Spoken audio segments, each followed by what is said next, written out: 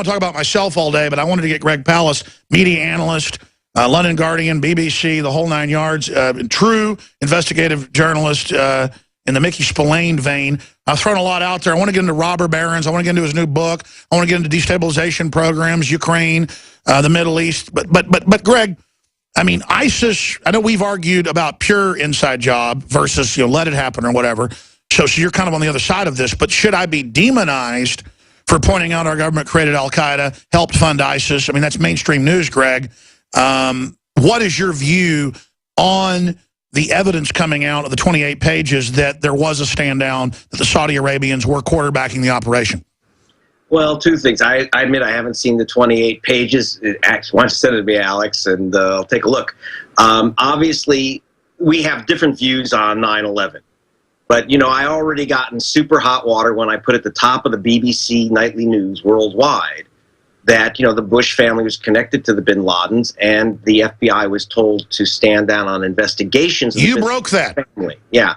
And Michael Moore kind of repeated but got it a bit wrong. But the important thing was what we put on BBC was that U.S. agents, several U.S. agents, told us point blank, you don't touch the bin Laden family. It's a career killer. We had a document that says that was slipped to us by FBI agents that said, eyes only. So, it was just like a bad Mickey Spillane scene, eyes only, top secret. Yeah, what was the name of that document, Bush's and bin Laden's? Because that's in your book. It made international news. Yeah, and the thing was that they said, but of course, a lot of it is just, I don't know what they knew, but they were, it was going to be an embarrassment to our government. And, once again, I see our flags in America at half-mast for King Abdullah, who is, of Saudi Arabia. Let's remember, while we're talking about bringing democracy in the world, that King Abdullah is nothing but a dictator in a bathrobe. They call him a king, but that's... Well, I mean, it's well known that Saudi Arabia has been behind the takeover in Syria and behind al-Qaeda in Syria. And ISIS, they're arming them while claiming they're fighting them. But, I mean, clearly Saudi Arabia is exporting terrorism around the world. Yeah, I mean, one of the plans of Saudi Arabia was to somewhat, because remember that some of the fundamentalists grabbed the Kaaba, which is the central point in Mecca, and that could have led to the overthrow of the current House of Saud. So they kind of cut a deal with these guys. You leave us in charge of Saudi Arabia and the oil kingdom, and you go out and do whatever you want. And here's a few $1,000,000 to go, play with explosives in the rest of the world. That's right. So they exported their revolution. Right. They exported the fundamentalist freaks. I mean, not that you have to understand. Wahhabism is, is severe. It's a kind of fascistic version of Islam. It's it's mind controlled. Yeah, and it's it's also controlled by whip, controlled by sword. Controlled by beatings, controlled by prisons. It's not just the mind that's being seized there. Yeah, why don't we see more of these big feminist groups criticizing Wahhabism and the sheiks that Obama's bowing to? Instead, they're saying, "Oh, sorry, you had a boy in the Super Bowl," and guys being good at sports makes girls feel bad. I mean, they just want to whip American men into subservience. I see them as their own modern form of fascism. I wish the feminists would go after the Saudis. Well, I think that's important. I don't, you and I may have some disagreements, but I'll tell you this: the Saudis, we keep being told that they're our friends. Well, your friends don't send money to people who are trying to kill you. Okay, that's not what I call a friend. I mean, that's a different idea than my idea of friendship. Yes, what the elite means by friendship is that James Baker and his law firm are counsel to the House of Saud. It means that people like Vernon Jordan are on the Saudi payroll. So it's Democrats, Republicans, all one little happy club being greased by the Saudis. And by the way, Governor Chris Christie spent 3 days being feted by the House of Saud, where they brought in Bono to greet Governor Christie, all at the king's behest. And by the way, that was only possible because Chris Christie waived the ethics rules for the state of New Jersey officials, exempting himself from the ethics rules, which would bar him from taking these gimmies from the king of Saudi Arabia. His entire family, in-laws, everyone, a whole retinue was flown over to Saudi Arabia to party, to go to 3 parties with the king, and they had a special deal in the desert. But I'm not picking on Christopher alone. This is how the entire elite is operating. It's very, very dangerous. And it's giving these guys a pass. I saw that with the FBI documents. The Sauds are supposed to be our buddies, so don't look at anything that might suggest trouble. It was a stand down on the investigation. That's right. I forget the name of that stand down order. I can see it in my mind right now. It's a photocopy of the actual document. Yeah, it's the I-99 document. It says, like I said, it says, you can see it in my book, The Best Democracy Money Can That's right, guys. Google I-99 FBI document, Greg Palast, and we can put it on screen for TV viewers. Radio listeners can search that out for themselves. Now, I want to shift gears into why you originally came on, coming up here in a few minutes. But what is your view, speaking of the Saudis, on what's behind the plummeting oil prices? I mean, I know you've got all the big contacts. You heard me basically say it's a way to shut down the smaller oil producers here, and at the same time, shut down and bankrupt the Russians? Or do you have another angle on what's really going on?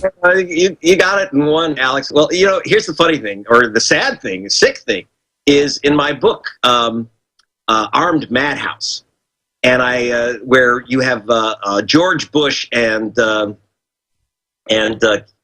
was then Prince Abdullah scooting around the Bush ranch in a golf cart, some cowboy, right? So the pretend cowboys are out there in their golf cart on the ranch.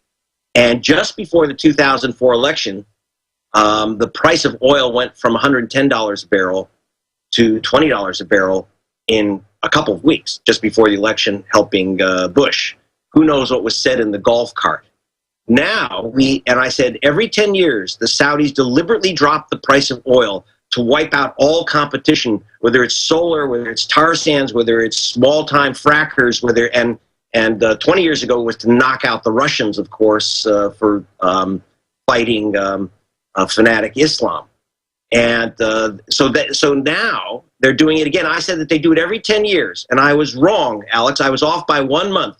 Instead of October 2014, which I predicted 8 years ago, it was November 2000. You did. I read that in your book, and you said that on air. Right there. It's right there and printed in the book, which was published in 2006. I said 2014, October, you're going to see it again. I was wrong by 1 month. So you're right. They're doing it. They want to wipe out right now. They want to punish the Russians, who are, for whatever else you might think of the Russians, they're pretty darn steadfast against the rise of fanatic forms of Islam. They clearly are very unhappy with fracking in America, and they want to knock it out. We're not talking about the stuff environmentalists care about, the gas fracking. They're talking about South Dakota, where the fracking is flooding the market. They want to wipe out the tar sands, guys. And even more, there's always been tension with Venezuela. And if the price of oil stayed above $110 a barrel, you are going to see Venezuela open up those heavy oil fields that it has. But no one's going to touch those heavy oil fields when the price of oil is below $50 a barrel. It costs about $60. For folks who don't know, they've got oil that has to be processed a lot, and the Saudis have that sweet crude that gets turned into gasoline really, really quick. That's why that Saudi oil's king. Saudi oil is king because it's $4 a barrel to pull up versus $40 a barrel for tar sands, or $50 a barrel for tar sands, and $40 a barrel for heavy oil out of Venezuela. And so they're going to keep the Venezuelans off the market. If you look at, by the way, go to OPEC's website. Saudi Arabia is not listed as the world's largest oil reserve.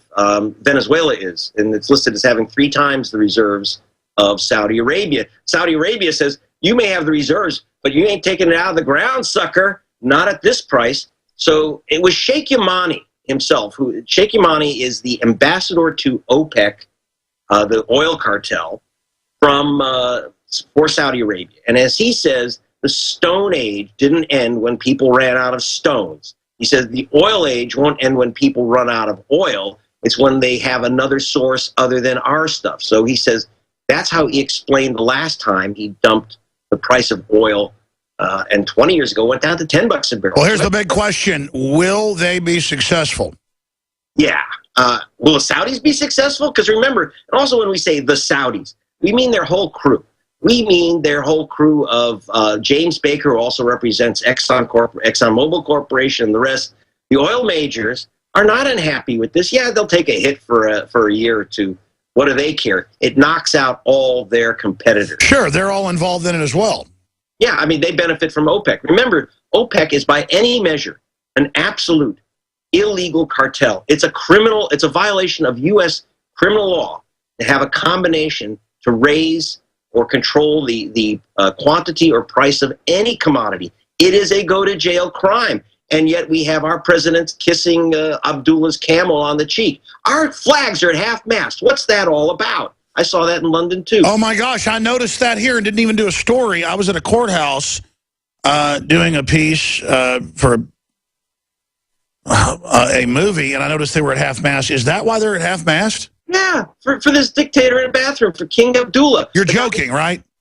No, and that's why... Wait a minute, U.S. flags are at half-mast for him still? How about we just permanently take him down because he died? Just worship him. Well, I mean, the worst thing is that Tony Blair used to put his zipper down at half-mast for King Abdullah. You know, and this is the problem that we do have. You know, I mean, so what's happening is that when we say the Saudis, it's really the whole combine of this elite, because it means they're the Saudi consigliere, James Baker, who was our Secretary of State. Well, he was as much Saudi's Secretary of State as our Secretary of State. The same crew. And again, it's Democrats and Republicans. There's a bipartisan love affair. And when I go to England, you see the Tories and you see Tony Blair. In fact, there was the House of Saud, by the way, don't just take their easy squeezy through the oil. There was over $200 million paid to the House of Saud in a bribe by BAE, the British aerospace company. $200 million bribe. And when the prosecutors in Britain wanted to start arresting members of the House of Saud, the government stepped in and said, no, you can't do that. This is a national security matter. Bribery becomes a national security matter. This is so over. What happens when it's so institutionalized that these mega billionaires can steal Greek islands because Greece bailed out that banker's debt? I mean, how far does this go? And then that leads us into the next big subject and why I wanted to have you here. George Soros, you name it, involved in Ukraine, and then you've got Soros that came out, 33 million trying to stir up street demonstrations with the black youth being killed. And I'm not saying that's a good thing they're being killed, but clearly if he's involved in something, it's for a larger reason. What do you see happening there? Tie it into the IMF shock doctrine, the 100-point-plus plan, where they talk about the IMF riot. Okay, that's a lot, Alex. Let's start with the riot, okay? Joe, let's talk about insiders. This started when I was interviewing, so I'm an economist by training. Actually, I was a student of Milton Friedman, a very, the ultimate right-wing Nobel Prize-winning economist, Mr. Free Market. But I started smelling a rat listening to my dear professor, but I got to know a lot of the insiders. And one of them was Joe Stiglitz, who was Joseph Stiglitz, who's just, by the way, a couple of years ago won the Nobel Prize himself in economics. He's won it twice.